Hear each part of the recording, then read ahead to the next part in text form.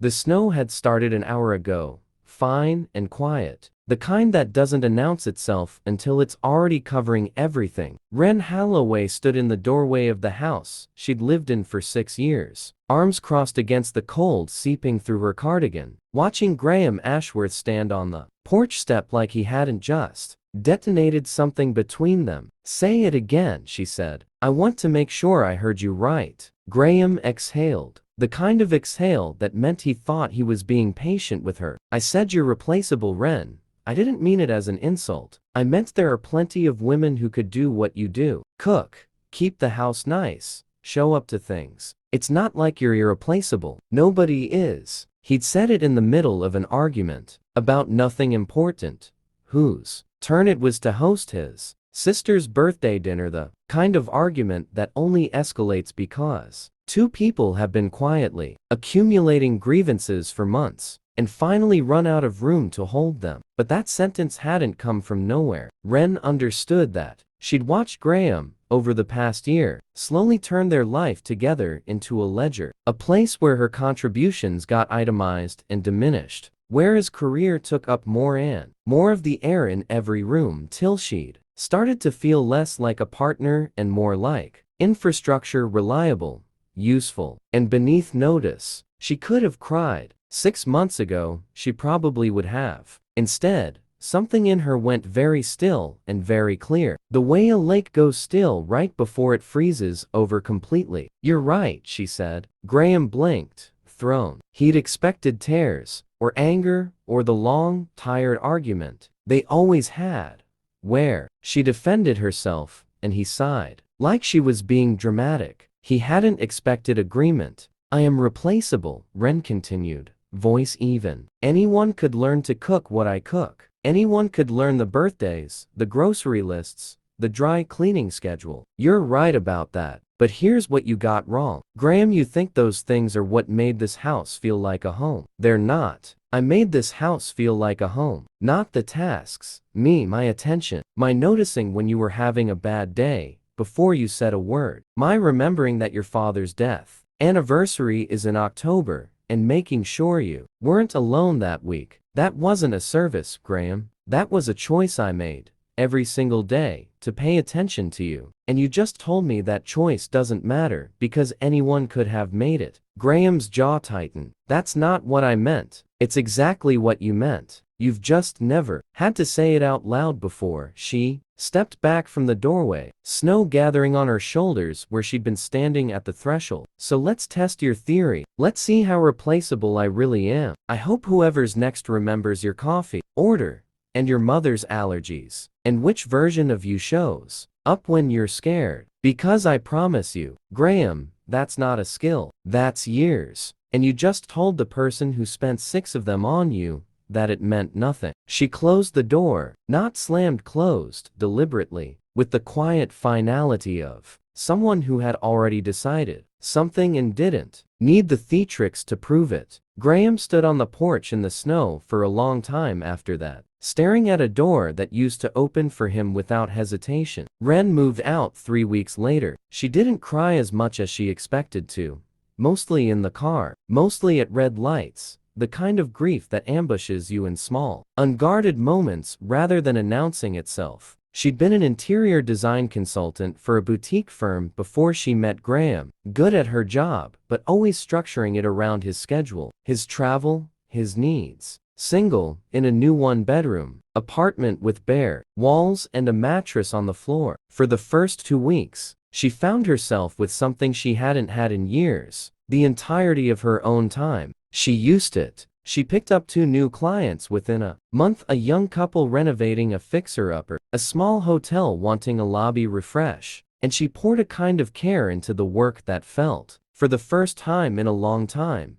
entirely her own. Nobody was waiting on her to be done so she could make dinner. Nobody was sighing about how long the project was taking. She worked until midnight some nights simply because she wanted to, because the ideas kept coming and there was nobody left to interrupt them. By spring, word had spread the hotel lobby got written up in a regional design blog, and suddenly Wren Holloway wasn't just a name on an invoice. She was a name people asked for specifically. She left the boutique firm in June and started her own studio, small at first. Just her and a folding table in a rented office above a bakery. The smell of bread drifting up every morning like a small, steady kindness. She hired her first employee by August. By the following spring, almost exactly a year after that snowy porch conversation, Holloway Design Studio had 4 employees, a growing client list, and a feature in a national interiors magazine that used the phrase "NI" for making spaces feel inhabited, not just decorated. Graham's year went differently. He'd expected,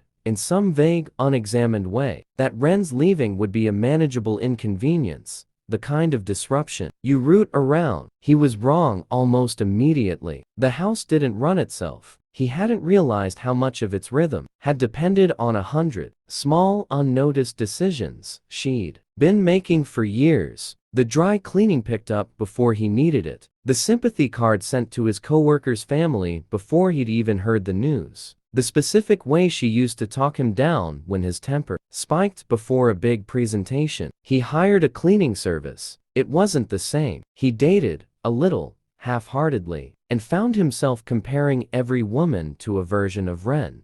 He was only now, belatedly, learning to see clearly not as background infrastructure, but as the actual architecture holding his life together. He didn't reach out. Pride kept him quiet for months. The same pride that had let the word "replaceable" leave his mouth in the first place. But he thought about her constantly, in the specific unglamorous ways grief works missing. The sound of her in the kitchen, missing being asked how his day was by someone who actually wanted to know the answer. The reunion wasn't dramatic. It was almost absurdly ordinary, which somehow made it worse. His company's new offices needed a redesign, and the project manager, with no idea of any history, hired Holloway Design Studio off the strength of the hotel lobby feature. Graham found out from a calendar invite 3 days before the kickoff meeting. Wren Holloway, lead designer. He almost canceled his own attendance. He didn't. He told himself he could handle it professionally,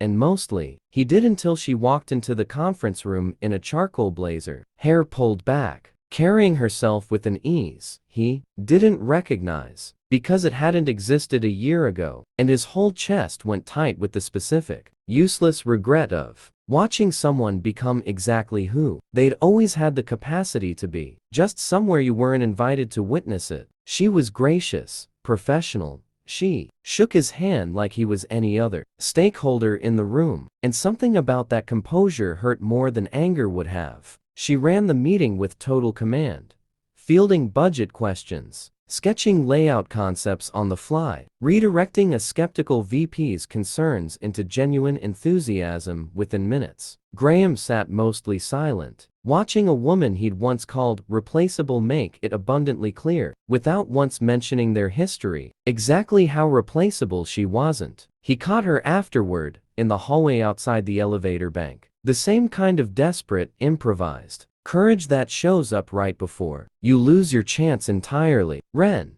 can I have 5 minutes?" She turned, unhurried. "I have another meeting." 4 minutes then. He rubbed the back of his neck. The old nervous habit she used to find endearing, and now just looked like what it was. A man out of his depth. "I owe you an apology. I've had a year to write and never sent, because I didn't think you'd read it." "You're right. I probably wouldn't have." "I know. I'm not asking you to read it now either. I just need to say it, even if it doesn't fix anything. I was wrong. Not just about the word, about all of it. I spent years letting you carry things I never acknowledged. And the one time you needed me to see that, I said the cruelest possible version of not seeing it. I've had a year to understand exactly what I lost. And it's worse than I let myself imagine at the time." Wren studied him for a long moment. The same stillness from the porch settling over her again, though it carried a different weight, now less ice, more distance, the kind that comes from having built an entire life on the other side of a door